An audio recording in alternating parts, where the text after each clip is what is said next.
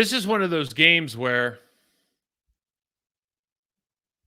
this is one of those games for me where you probably felt a certain way about it, and then the Packers haven't been playing well, and this is I think this is a really tough matchup. I think this is a really tough matchup. Um, there's going to be some keys to be able to. The Vikings, it's a divisional rivalry. This has been a big time rival of the Green Bay Packers for a long time. This is one of those games you're going to play those guys twice a year, so you kind of know them already. Danielle Hunter, we've played against. We've seen these guys for Kirk Cousins. The defense knows how he plays. Hawkinson's been in Detroit, so he's been in the division for a long time. Christian Darrisaw is becoming a name left tackle in the league. He's playing at a high level. O'Neill's their team captain. He's been playing at a high level this year. So we know these guys. There's matchups that are going to be fun to watch. Number one, what they did so well against the Niners, I thought was, Kirk Cousins did a great job. They were in 5-man protection, and the Niners really didn't get home very often. All things considered, usually when you're in 5, it's like, what's the best thing for the Minnesota Vikings? It's spread them out. Maybe you chip out if you got a Bosa or a Gary. You chip out, but you get 5 out in the routes, right? You give them space because Cousins can throw the ball. He has great vision and processing speed. You just need to give him options. And they're basically saying our options are going to be take care of what looks like a mismatch in pass rush, particularly in the interior of the offensive line for the Minnesota Vikings. So matchup 1, can we get home? Can we disrupt him with a 5-man rush? Against 5-man protection. Just knowing that, if you bring extra, this last game, he looked like he did a pretty good job exploiting the blitz. But the matchup for me are 4 down linemen in nickel versus their 5-man protection. Can we get home? Can we pressure? Can we get him off his spot? Make Cousins move off a spot. You have to pressure him up the middle. You have to make him see the rush so he can't see his options. TJ Hawkinson had, I think, 11 catches last week. Get that right. Yeah, 11 for 86. Addison, of course, Jordan Addison had a big game. But Hawkinson's that guy that when you look at these routes, they're getting him involved in the screens. He's the first option on the shallow cross. He does the quick. They're trying to get him involved, right? He's the security blanket, good tight end security blanket for your quarterback. Versus our secondary, who's going to play him? How are they going to play him? Is this? I always thought we brought Quay in to play against guys like Hawkinson, but with the injuries, I just don't think that plays right now. So is this Nixon? Is this Rudy Ford? How are we going to match up against Hawkinson? Are we going to try to zone him off? We can't bracket him now because Addison showed up and played like he has because I think Jair Alexander's still hurt. Like, what's that going to look like? What's our secondary going to look like trying to deal with Hawkins? I should add Addison in that. And then I think the third thing is Harrison Smith, their entire secondary really versus our middle of the field passing game, which is kind of wasn't available last week. George Kittle had 5 for 78 last week, mostly in the middle. George Kittle, we don't have George Kittle on our team, but we have a pass-catching tight end that can scoot in Luke Musgrave. Can we get him to run the right routes, right timing, right speed, right pace, all of that? We're still working on it. But there are options and opportunities there. You got to be able to take a couple shots. George Kittle took a couple shots in this game. They're keying on him more than they would key on Musgrave, certainly. With the speed of Christian Watson, it should play. It should be open. So there are matchups that are favorable for us, I think, but you still have to go out and prove it. We should have a favorable matchup. Kenny Clark versus their second-year guard. Kenny Clark versus anybody in their interior.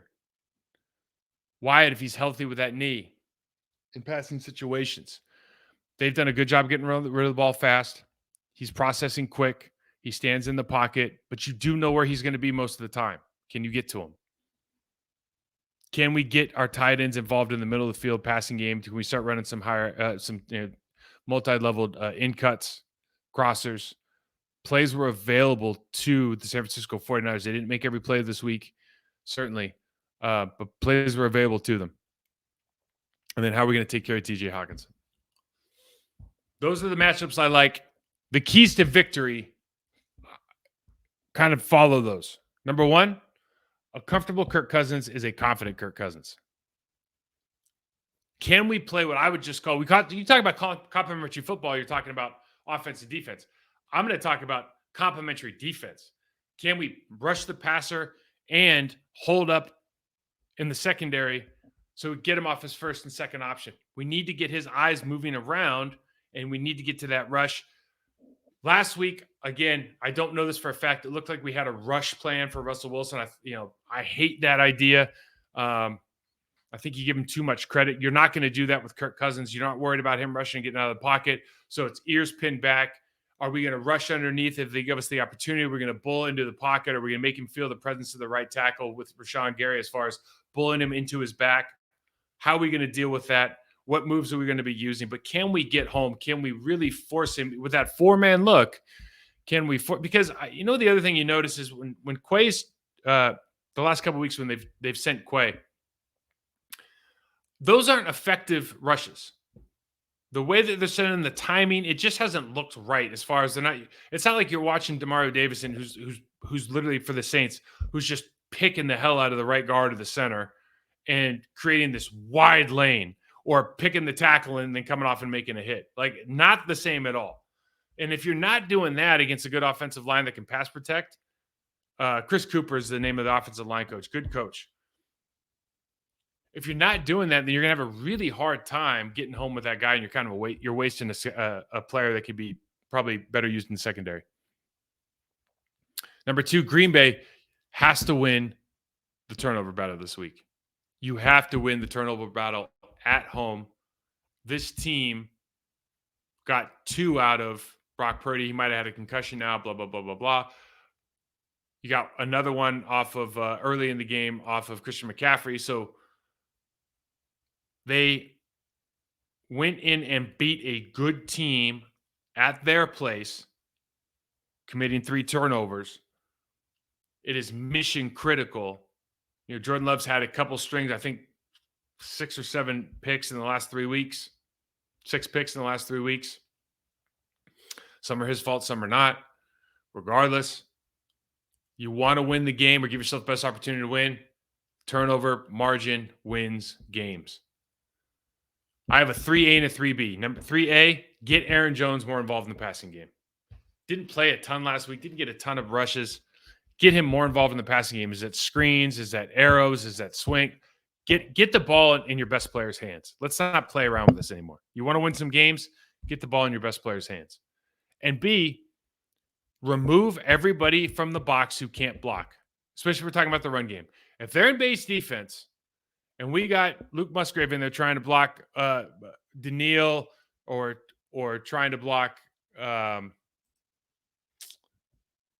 Wonnum, you're making a mistake. If he's in there trying to block Bullard, you're making a mistake, right? It's on tape. The San Francisco 49ers have better blockers at the tight end position than we do, and they did not do a good job against those guys. Don't sit here and think that you're going to do a good job because it works on paper, because it's not going to. Run out of nickel, put those guys on the backside, block them out. You can run RPOs off the safety who comes down in the box. You can run RPOs off the backside of the linebacker. There are opportunities. Use them in different ways, Use their motion, use their speed to lead in, run those slips and scoops. Double tight end looks with the scoop look worked last week, worked for the last couple of weeks. Those are plays that work. I'm talking about play side, tight end on the ball, tight end off the ball. You can work a double team with the defensive end up to the secondary player, 2-on-1. Those plays work. But if you're going to put them in a situation where they got a single block at the point of attack or backside in a critical block, against this team, you're going to have a really hard time finding success. So don't come to the party if you can't dance. Those are the matchups and the things that we like. I got one more thing around the league, kind of around the thing. You think you got problems. The Green Bay Packers, I think they have problems. And I usually don't condone anonymous sources. I'll just start with that. The Las Vegas Raiders and the Josh McDaniel thing has always been really interesting to me because obviously when he was in Denver, the sentiment was not only did it not go well, but the way his behavior was less than ideal from a leadership standpoint. And I don't know him at all. Obviously, being around Bill as many years as he was, something had to have rubbed off, you would think, from a positive standpoint. But he goes and the reports were much more scathing about how people felt about him in the building than their actual record. The record wasn't good, but what was scathing from a player's perspective was like how he treated people. You know, there's the report on how he talked to, Jay Cutler and Bus Cook, who's Brett's agent. You know, they walk in and he starts giving him his resume and then starts saying, bad things about Jay to his face. And Jay's like, get me out of here. I don't care what it takes. I'm paraphrasing that, of course. But then, all of these things. So then he goes back to New England, and then he comes out and he signs.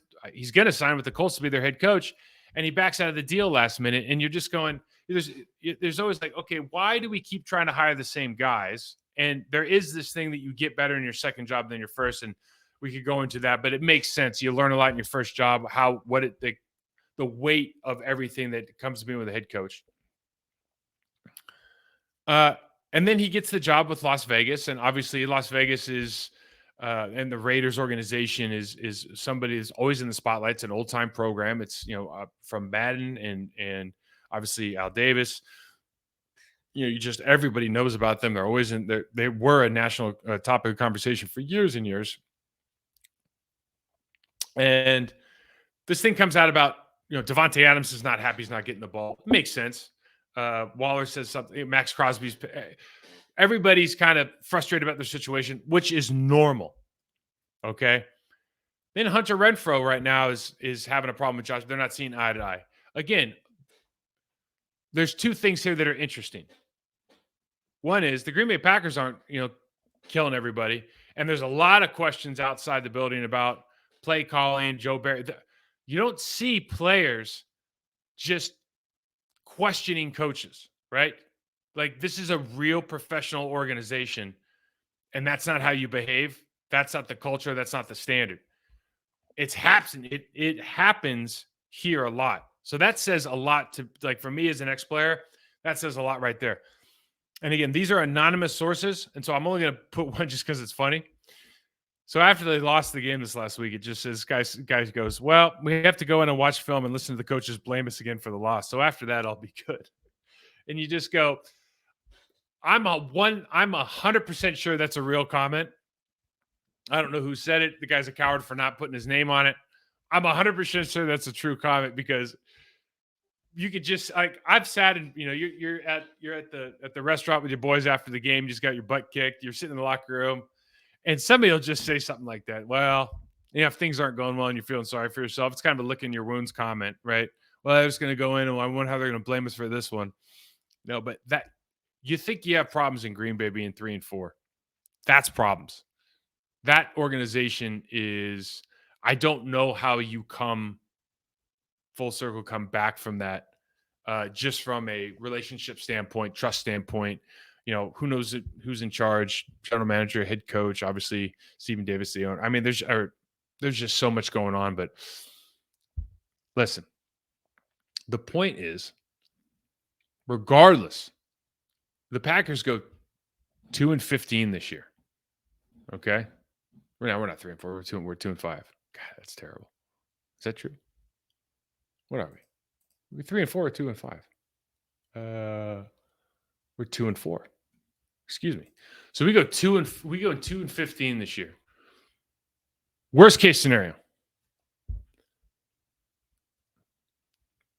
Might be better than being in Las Vegas. And with that, I'm not picking this game. I'm telling you, this is going to be a good one. Cousins is playing at a high level. We got a lot to prove on the offensive side for the Green Bay Packers. Hit that subscribe, rate, and review button. Good weekend, guys. Good luck.